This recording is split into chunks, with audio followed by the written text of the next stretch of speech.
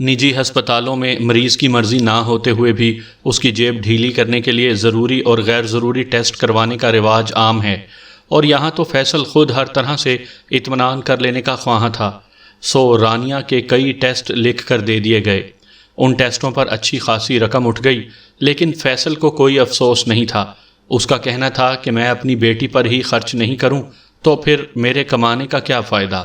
رانیہ کے ٹیسٹوں کی رپورٹ آئی تو ان دونوں میاں بیوی کے پیروں تلوں سے زمین نکل گئی۔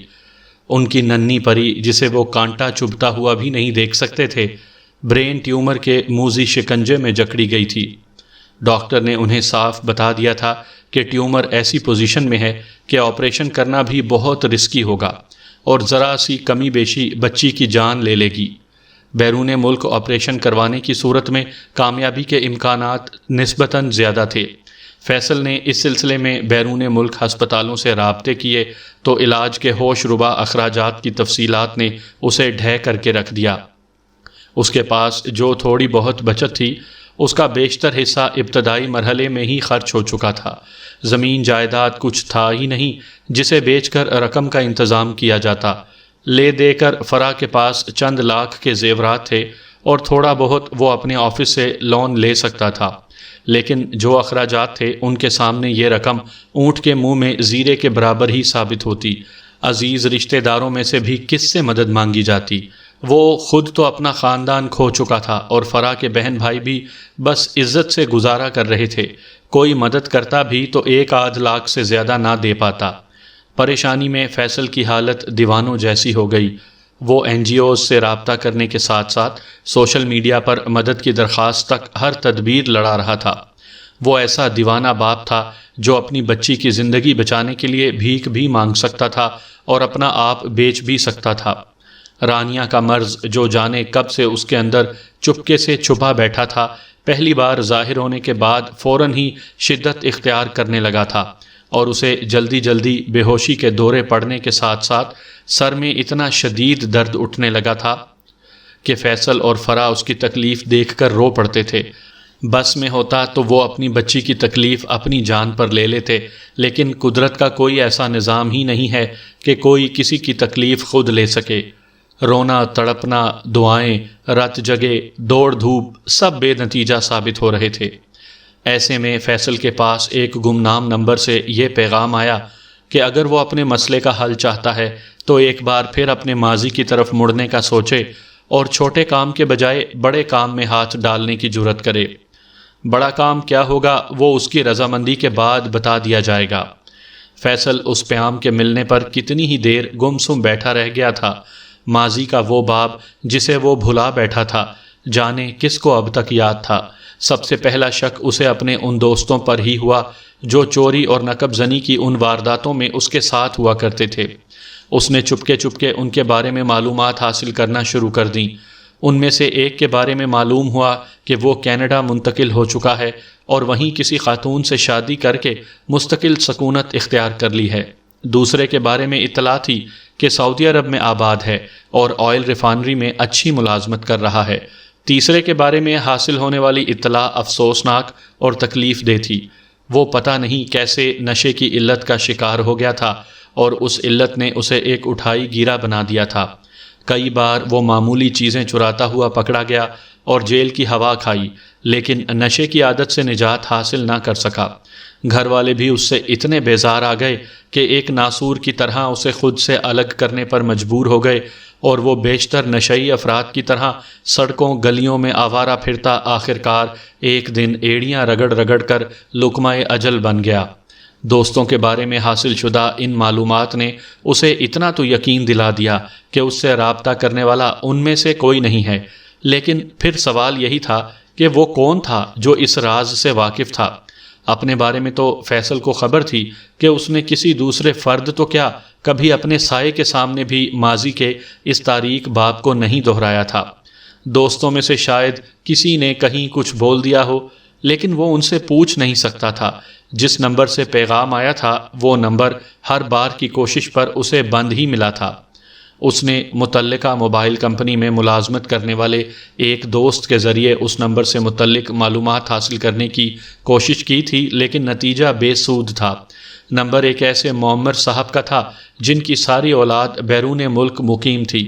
کچھ عرصے پہلے ان کا موبائل چھین لیا گیا تھا اور انہوں نے تھانے میں رپورٹ درج کروانے یا سم بند کروانے کا تکلف کرنے کے بجائے ایک دوسرا موبائل اور سم خرید لی تھی۔ فیصل کے لیے یہ ایک انتہائی مشکل دور تھا۔ ایک طرف جان سے پیاری بیٹی کی تکلیف تھی تو دوسری طرف اس کے ماضی کا بھیانک حصہ اس کے سامنے آ کھڑا ہوا تھا۔ وہ بیٹی سے بہت محبت کرتا تھا، لیکن وہ صبح بھی اسے کبھی نہیں بھولی تھی جب اس کے گھر سے 4 عدد خون میں نہائی ہوئی لاشیں نکلی تھیں، اور اس نے خود سے وعدہ کر لیا تھا کہ کبھی حصول مال کے لیے غلط راہ پر نہیں چلے گا، کہ ان راہوں پر چلتا انسان کب ایک کے بعد دوسرے جرم میں ملوث ہوتا چلا جاتا ہے اسے خود بھی خبر نہیں ہو پاتی۔ ابھی وہ بیٹی کی محبت اور اپنے عہد کے درمیان کشمکش میں ہی پھنسا ہوا تھا کہ اس کے پاس ایک دوسرے نمبر سے ایک اور پیغام آ گیا۔ اس پیغام کا انداز مختلف تھا اور اسے باقاعدہ دھمکی دی گئی تھی کہ اگر اس نے کام کی حامی نہ بھری تو اس کی بیوی اور سسرالی رشتہ داروں کو اس کے ماضی سے آگاہ کرنے کے ساتھ ساتھ پولیس کو بھی چند ایسے ثبوت پیش کر دیے جائیں گے جو ہوشیار سے ہوشیار چور بھی اپنے پیچھے چھوڑ جاتا ہے، لیکن آرام طلب اور کام چور پولیس والوں کی نااہلی کی وجہ سے مجرم تک رسائی ممکن نہیں ہو پاتی۔ ایک طرف یہ دھمکی، دوسری طرف رانیہ کی روز بروز بگڑتی حالت۔ فیصل کو بالآخر گھٹنے ٹیکنے پڑے اور اس نے سوشل میڈیا پر رانیہ کی سرخ فراق پہنی ہوئی تصویر واحد لفظ ہیلپ کے کیپشن کے ساتھ ڈال دی۔ اسے اپنی رضامندی دینے کا یہی طریقہ بتایا گیا تھا۔ اس رضامندی کے اظہار کے فوراً بعد اس سے رابطہ کیا گیا اور ملاقات کے لیے ایک جگہ بلوایا گیا۔ یہ 1 to 1 ملاقات تھی جس میں مقابل خود کو نقاب میں چھپا کر سامنے آیا تھا۔ ملاقات میں اس نے فیصل کے حامی بھر لینے کے فیصلے کو سراہتے ہوئے اپنے منصوبے کا کچھ حصہ اس کے سامنے رکھا تھا۔ وہ واقعی ایک بڑی واردات کی تیاری میں تھا جس کے بارے میں فیصل اس دور میں بھی سوچ نہیں سکتا تھا جب وہ اور اس کے دوست ایسے کام کرتے تھے، لیکن اپنے حالات نے اسے اس واردات کے لیے تیار کی جانے والی ٹیم کا حصہ بننے پر مجبور کر دیا تھا۔ وہ کامیاب ہو جاتے تو رانیہ کا علاج بہت آسانی سے ہو جاتا۔ ناکامی کی صورت میں وہ گرفتاری کے بارے میں تو کسی صورت سوچ ہی نہیں سکتا تھا، اور اس نے اپنے دل میں فیصلہ کر لیا تھا کہ ایسی صورت میں وہ موقع پر ہی خودکشی کر لے گا۔ وہ ایک ناکام باپ اور مجرم کی حیثیت سے اپنی بیٹی کا سامنا کرنے کے بارے میں سوچ بھی نہیں سکتا تھا۔ پہلی ملاقات کے بعد اس شخص نے جو خود کو باس کہلانا پسند کرتا تھا 2 بار مزید اسے بلوایا تھا۔ ان ملاقاتوں میں باس کے علاوہ باقی 3 افراد بھی شامل تھے، لیکن فیصل سمیت ان سب نے باس کے حکم پر اسی کی طرح خود کو نقابوں میں چھپا رکھا تھا۔ انہیں ایک دوسرے کے نام تک معلوم نہیں تھے۔ باس انہیں ناموں کے بجائے نمبر سے پکارتا تھا۔ فیصل کا نمبر 2 تھا اور اسی نمبر کی مناسبت سے وہ میز کی دائیں جانب دوسری کرسی پر بیٹھا ہوا تھا۔ میٹنگ کا باقاعدہ آغاز ہوا تو باس نے ایک بار پھر منصوبے کی ساری جزیات بیان کرنے کے بعد ان چاروں سے ان کے رول سے متعلق سوال جواب شروع کر دیے۔ فیصل سمیت 3 افراد نے بالکل صحیح جوابات دیے، لیکن نمبر 3 ذرا سا اٹک گیا۔ نتیجتاً اسے بری طرح باس کی جھاڑ سننی پڑی۔ آخرکار باس نے میٹنگ ختم ہونے کا اعلان کیا اور وہ مخصوص طریقہ کار کے مطابق وہاں سے رخصت ہونے لگے۔ سب سے پہلے نمبر 1 رخصت ہوا، پھر 10 منٹ بعد فیصل کی باری آئی۔ وہ باہر پارک کی گئی اپنی گاڑی تک پہنچا تو دیکھا نمبر 1 کی گاڑی غائب ہے۔ انہیں یہی ہدایت دی گئی تھی اور ان میں سے کوئی بھی میٹنگ روم سے باہر ایک دوسرے سے بات نہیں کر سکتا۔ باس نے انہیں سمجھا دیا تھا کہ ایک دوسرے سے انجان رہنے میں ہی ان کی بقا ہے۔ اس سلسلے میں ان سے اتنی احتیاط کروائی جا رہی تھی کہ انہیں اپنی گاڑیوں کے رنگ بدل دینے اور نقلی نمبر پلیٹ استعمال کرنے کی ہدایت کے ساتھ ساتھ واپسی میں اپنے تعاقب سے ہوشیار رہنے کی بھی ہدایت کی گئی تھی۔ گاڑیاں ان چاروں میں سے فیصل اور نمبر 1 کے پاس تھیں۔ نمبر 3 اور 4 بائکس استعمال کرتے تھے۔ نمبر 1 کی گاڑی وہ میٹنگ کے لیے آتے وقت اور نمبر 3 اور 4 کی بائکس وہاں سے رخصت ہوتے وقت دیکھتا تھا۔ حیرت کی بات یہ تھی کہ اس نے وہاں کبھی کوئی 5ویں سواری نہیں دیکھی تھی اور اسے نہیں معلوم تھا کہ باس کس طرح وہاں پہنچتا ہے۔ اس بار بھی اس نے اس بارے میں سوچا ضرور، لیکن خاموشی سے اپنی گاڑی نکال کر لے گیا۔ گاڑی میں بیٹھنے کے بعد اس نے اپنا نقاب ہٹا دیا تھا اور ایک عام شخص کی طرح گاڑی چلاتا ہوا ٹریفک کا حصہ بن گیا۔ چونکہ اسے معلوم تھا کہ اب وہ ایک عام انسان سے ذرا مختلف ہو چلا ہے، اس لیے گاڑی چلاتے ہوئے بے حد محتاط تھا اور غیر ضروری موڑ کاٹتا اور کم سے کم ٹریفک والی سڑکوں کا انتخاب کرتا، اس بات کو یقینی بنا رہا تھا کہ اس کا تعاقب نہ کیا جا سکے۔ تعاقب کی طرف سے مکمل مطمئن ہونے کے باوجود اس نے سیدھا گھر کا رخ کرنے کے بجائے ایک عام سی آبادی میں کرائے پر لی جانے والی اس دکان کا رخ کیا جسے وہ آج کل گیراج کے طور پر استعمال کر رہا تھا۔ اس گیراج میں گاڑی کھڑی کرنے کے بعد اس نے گاڑی کا اچھی طرح معائنہ کیا اور مطمئن ہو گیا کہ گاڑی کے ساتھ ایسی کوئی شے منسلک نہیں کی گئی ہے جو اس کا سراغ دے سکے۔ اس اطمینان کے بعد اس نے گاڑی کو وہیں چھوڑا اور ایک طرف کھڑی بائک پر سوار ہو کر گھر کی طرف روانہ ہو گیا۔ اسے اطمینان تھا کہ اس کی سواری کے ساتھ ایسا کچھ منسلک نہیں تھا جو کسی کو اس کے گھر تک پہنچا سکے۔ البتہ وہ خود اپنے باقی 3 ساتھیوں کے ٹھکانے معلوم کر چکا تھا۔ ان کی سواریوں کے ساتھ ایک چھوٹی سی ڈیوائس چسپاں کر دینے کی وجہ سے اس کے لیے یہ ممکن ہو سکا تھا۔ اس نے ایسا کیوں کیا تھا؟ اس کے پاس اس کی کوئی بہت بڑی وجہ تو نہیں تھی، لیکن وہ ممکنہ حد تک باخبر رہنا چاہتا تھا۔ وہ اس بات کا قائل تھا کہ باخبر آدمی کے پاس زیادہ امکانات ہوتے ہیں۔ وہ جس گرداب میں پھنس چکا تھا اس کے پاس کچھ تو ایسے امکانات ہونے چاہیے تھے جو اس کی جان بچانے میں اس کے کام آ سکتے۔ سامعین کرام، آپ سن رہے ہیں اردو کہانی روپ بہروپ۔ یہ اس سلسلے کی قسط نمبر 2 ہے۔ مجھے امید ہے آپ کو میری یہ کاوش پسند آ رہی ہوگی۔ آپ نے اگر ابھی تک میرا چینل مائی وائس سبسکرائب نہیں کیا تو ابھی میرے چینل کو سبسکرائب کر کے بیل نوٹیفیکیشن آن کر لیجئے تاکہ آنے والی ہر نئی کہانی کی اطلاع بر وقت آپ تک پہنچ سکے۔ آج کتنے دنوں بعد آپ نے مجھے ملاقات کے لیے بلایا ہے ملک صاحب؟ کیا آپ کا مجھ سے دل بھر گیا ہے؟ اپنی کلائی میں پڑی چوڑیوں کو انگلیوں سے چھیڑتے ہوئے اس نے شکوہ تو ناز سے کیا تھا، لیکن اس کی آنکھوں میں ایک خوف اور تشویش کی سی کیفیت تھی۔ پاگل ہوئی ہو روشن، تم یہ بات سوچ بھی کیسے سکتی ہو؟ تمہیں نہیں معلوم کہ میں نے تمہیں کتنی چاہت سے اپنایا ہے؟ ملک احسن نے اس کا ہاتھ تھام کر خود سے کچھ اور قریب کر لیا اور اسے اپنی محبت کا یقین دلانے لگا۔ مردوں کی چاہت کا کیا پتہ ہوتا ہے، اور آپ کے تو میڈیا پر اتنے اسکینڈل چلتے رہتے ہیں۔ وہ کچھ اداس اور پریشان تھی۔ ان کی فکر نہ کیا کرو میری جان، وہ سب الیکشن کیمپین کا حصہ ہے۔ میرے مخالفین میری شہرت کو داغدار کرنے کے لیے ایسے اوچھے ہتھ کنڈے استعمال کر رہے ہیں۔ اگر وہ اسکینڈل درست بھی ہوتے تو تمہیں کیا خطرہ ہے؟ تمہاری پوزیشن سب سے الگ اور مضبوط ہے۔ تم میری محبوبہ نہیں منکوحہ ہو، اور منکوحہ کا حق محبوبہ سے زیادہ ہوتا ہے۔ ملک احسن کا لہجہ اب بھی ہلکا پھلکا اور قدرے شرارتی تھا۔ وہ حق جو کسی کے سامنے جتایا ہی نہ جا سکے، کس کام کا؟ میں شادی شدہ ہو کر بھی تنہا ہوں۔ روشن کو آج شاید قنوطیت کا دورہ پڑا تھا، جو شکووں پر شکوے کیے جا رہی تھی۔ ملک احسن نے اس صورتحال پر بیزاری محسوس کی، لیکن اس بیزاری کو لہجے سے چھلکنے نہیں دیا اور نرم لہجے میں بولا، روشن میری جان، کیا ہوا ہے تمہیں جو آج ایسی باتیں کر رہی ہو؟ یہ بات تو ہمارے درمیان شروع سے طے تھی کہ الیکشن تک ہم اپنی شادی ڈکلیئر نہیں کریں گے۔ میں کوئی باپ دادا کے زور پر سیاست کے میدان میں قدم رکھنے والا انسان نہیں۔ میں نے اپنی زندگی کے 20 سال سیاست کو دیے ہیں، تب کہیں جا کر اس پوزیشن میں آیا ہوں کہ میری پارٹی ملک کی 3 بڑی پارٹیوں میں سے ایک ہے، اور ہماری جیت کے امکانات خاصے واضح ہو چکے ہیں۔ وہ اس کی پشت کو سہلاتے ہوئے دھیمے لہجے میں اسے سمجھا رہا تھا۔ یہ تو میں بھی دیکھ رہی ہوں کہ آپ کی پارٹی نے عوام کے درمیان خاصی جگہ بنا لی ہے۔ اصل میں لوگ باری باری مخصوص لوگوں کو آزما کر تنگ آ چکے ہیں اور کسی ایسے فرد کے متلاشی ہیں جو حقیقت میں ان کے مسائل حل کر سکے۔ آپ لوگوں کی یہ امید نہیں توڑنا ملک صاحب۔ روشن کی ذہنی رو پلٹ گئی اور وہ اپنے شکوے اور اندیشے بھول کر دوسروں کی فکر میں مبتلا ہو گئی۔ فکر نہیں کرو میری جان، میں ان لوگوں میں سے نہیں ہوں جو جھوٹے وعدے کرتے ہیں، لیکن میں اس وقت تک لوگوں کے لیے کچھ نہیں کر سکتا جب تک پاور میرے ہاتھ میں نہیں آ جاتی۔ اب وہ اس کی زلفوں سے کھیل رہا تھا۔ عوام میں آپ کی مقبولیت دیکھ کر تو یہی لگتا ہے کہ ملک کے اگلے وزیر اعظم آپ ہی بنیں گے۔ وہ پر امید اور پرجوش نظر آنے لگی۔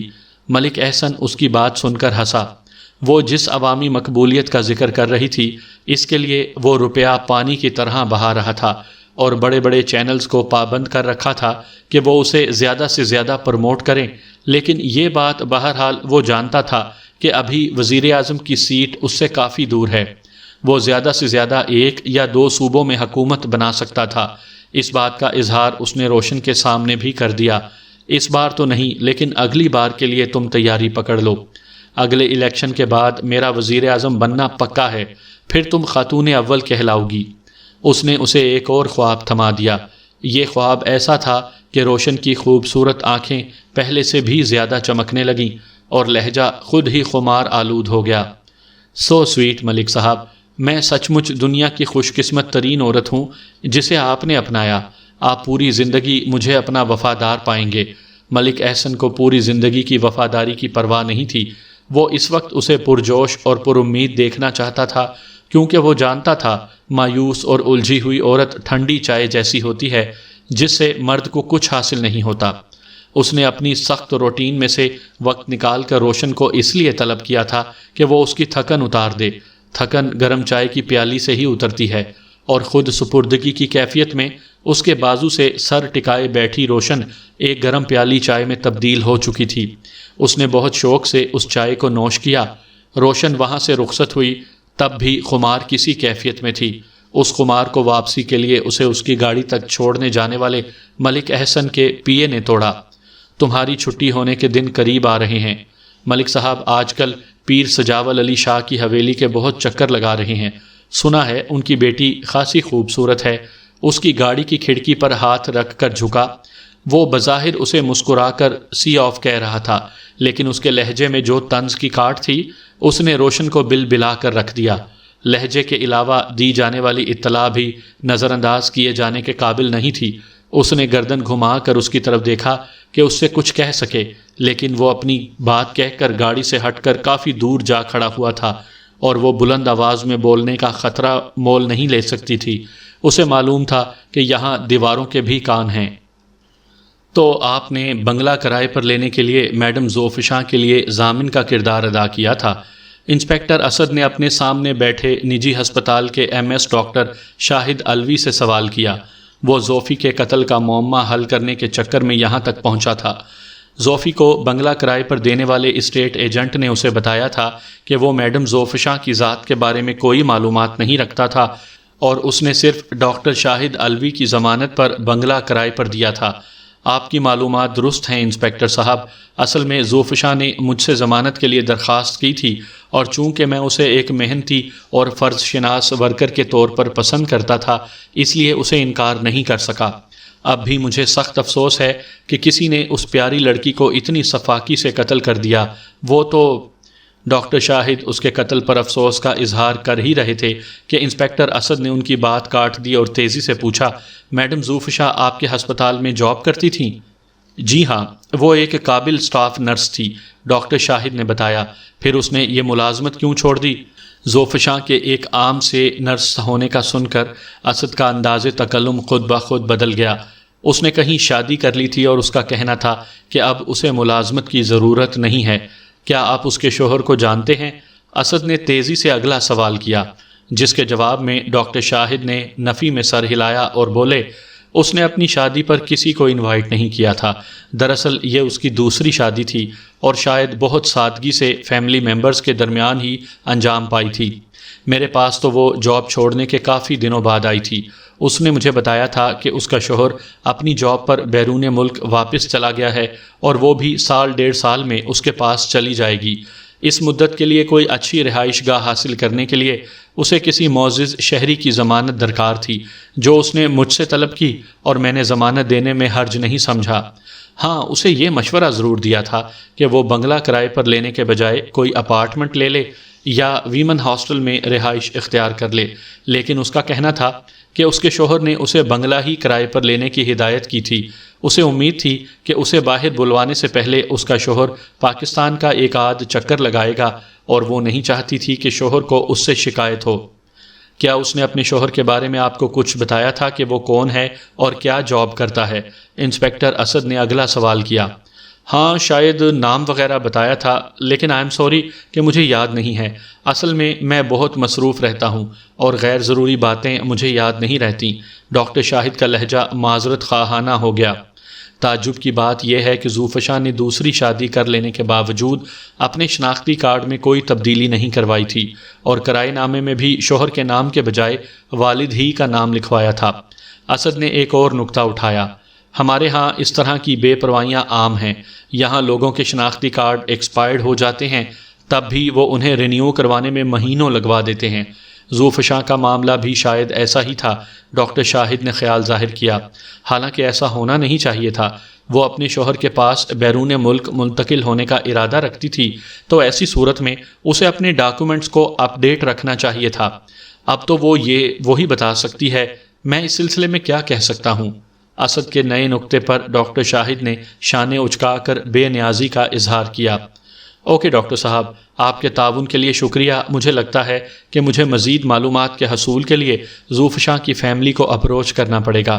اسد ان سے ہاتھ ملا کر وہاں سے رخصت ہو گیا، لیکن اپنے اسٹاف میں سے ایک خاتون اہلکار کی ڈیوٹی لگاتی تھی کہ ہسپتال کے عملے سے زوفشاں کے بارے میں معلومات حاصل کرے۔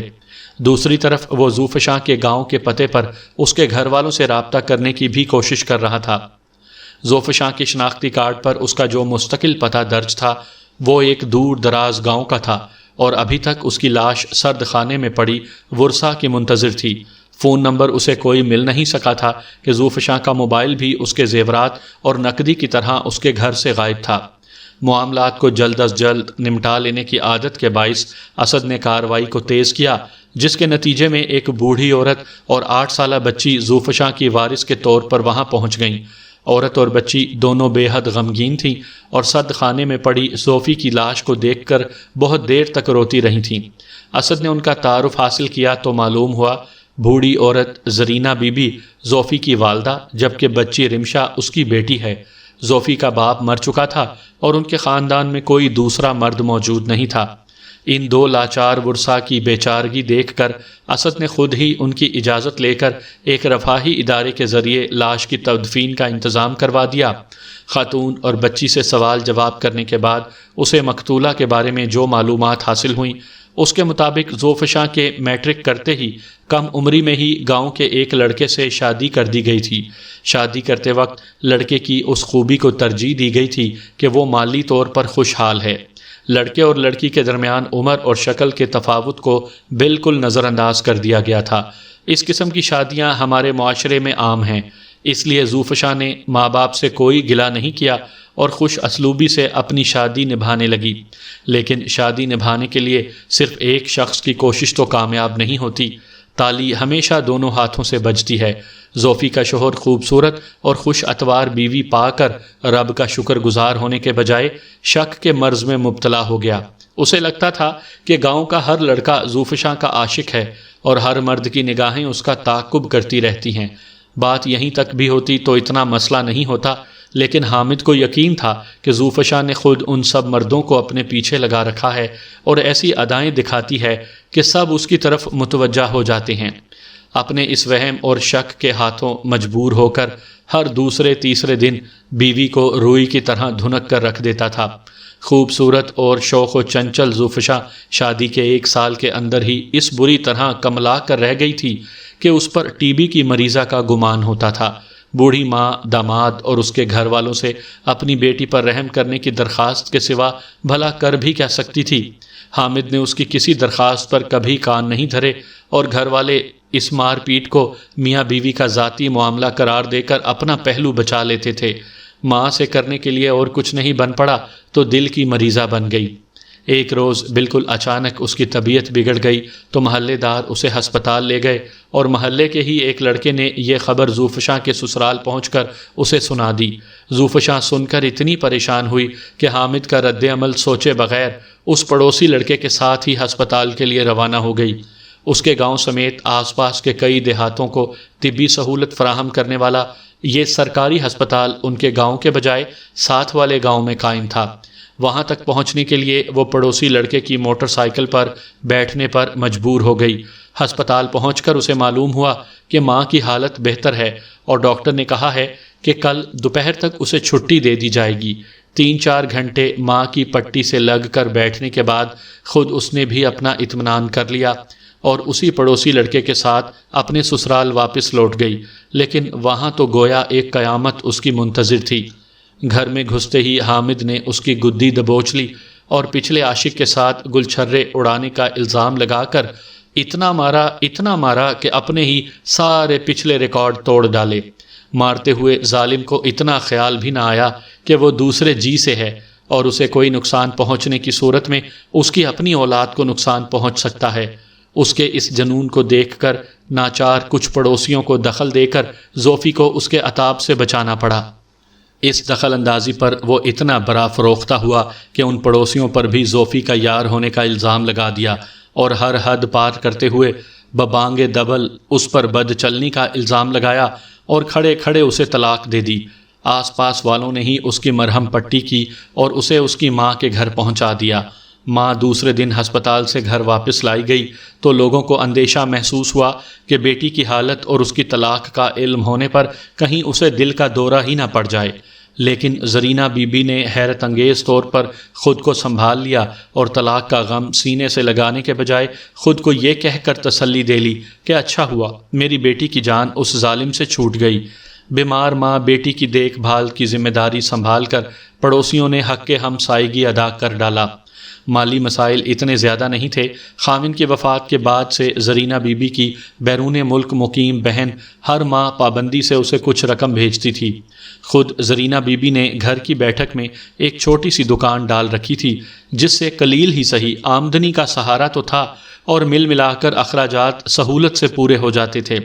زوفشاہ نے حمل تک کا وقت گھر میں محدود رہ کر عدت میں گزارا اور اپنی بچی کی پیدائش کے بعد خالہ کے مشورے پر اپنے پاؤں پر کھڑے ہونے کا عزم لے کر نرسنگ کا کورس کرنے قریبی شہر پہنچ گئی۔ داخلے وغیرہ کے اخراجات پورے کرنے کے لیے اس نے اپنا وہ زیور فروخت کر دیا جو اس کی باپ کی زندگی میں بنوایا گیا تھا اور اسے اس کے جہیز میں دیا گیا تھا۔ تھوڑی بہت معاونت خالہ بھی کرتی رہی۔ خالہ میں بیرون ملک رہنے سے تبدیلی آ گئی تھی۔ اس نے زرینہ کے مقابلے میں زیادہ دنیا دیکھ لی تھی، اس لیے ایسے مشورے دینے کی اہلیت رکھتی تھی۔ زوفی بچی ماں کے حوالے کر کے پوری جان افشانی سے تعلیم حاصل کرتی رہی۔ تربیت مکمل ہونے کے بعد کچھ عرصے تو اس نے اسی شہر میں ملازمت کی، پھر خالہ کے مشورے پر زیادہ بہتر ملازمت کے لیے بڑے شہر میں پہنچ گئی۔ ڈاکٹر شاہد علوی کے شاندار ہسپتال میں ملازمت ملنے کی خوشخبری وہ آخری اطلاع تھی جو وہ اپنی خالہ کو سنا سکی۔ خالہ کا اچانک ہی ہارٹ فیل ہو گیا اور گویا سارے تعلقات ختم ہو گئے۔ وہ رقم جو خالہ بھجوایا کرتی تھیں آنا بند ہو گئی۔ زوفی کی اچھی ملازمت کے بعد رقم کا اتنا مسئلہ بھی نہیں تھا، لیکن خالہ جیسی خیر خواہ کے چلے جانے پر وہ بہت اداس ہوئی تھی۔ زرینہ کے مطابق نئے ہسپتال میں زوفی کی تنخواہ سال بھر کے اندر ہی بہت بڑھ گئی تھی اور وہ اسے خرچے کے لیے زیادہ رقم بھیجنے لگی تھی۔ ایک آدھ بار ملاقات کے لیے گھر آنے پر وہ بیٹی کے لیے کھلونوں اور کپڑوں سمیت بہت سارے قیمتی تحائف بھی لے کر آئی تھی۔ زرینہ بی بی کو کریدنے پر اسد کو معلوم ہوا کہ زوفی کی دوسری شادی کے متعلق اسے قطعی علم نہیں تھا۔ یہ بڑی عجیب بات تھی۔ زوفی ایک شاندار بنگلے میں کسی کی بیوی ہونے کے دعوے کے ساتھ رہ رہی تھی، لیکن کسی کو خبر ہی نہیں تھی کہ اس کا شوہر کون تھا اور کہاں پایا جاتا تھا۔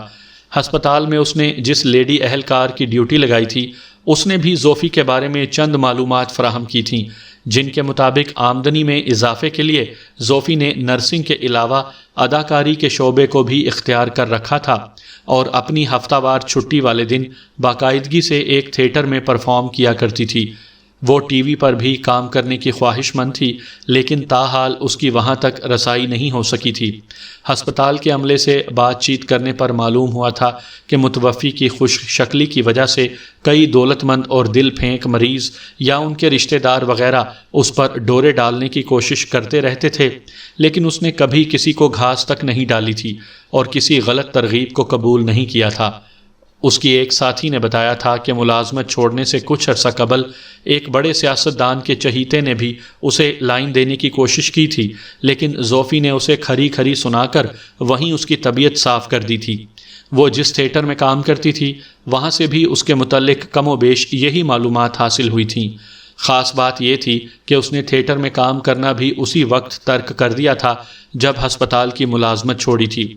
اس صورتحال کا واضح مطلب تھا کہ جو کوئی شاید اس کا شوہر ہی تھا اچھی طرح اسے سپورٹ کر رہا تھا، جب ہی تو وہ اچھے گھر میں رہائش کے ساتھ ساتھ اچھی گاڑی بھی استعمال کر رہی تھی اور اپنے پچھلوں کو بھی پہلے سے زیادہ رقم بھجوا رہی تھی۔ لیکن مسئلہ یہی تھا کہ اس کے شوہر کا کوئی کھوج نہیں مل رہا تھا۔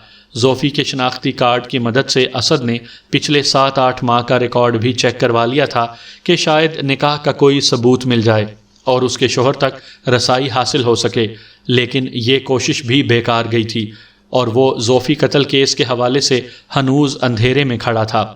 شوہر کے معاملے میں جو پر اسراریت سامنے آئی تھی اس نے یہ شک پیدا کر دیا تھا کہ اس قتل میں اس کا شوہر بھی ملوث ہو سکتا تھا۔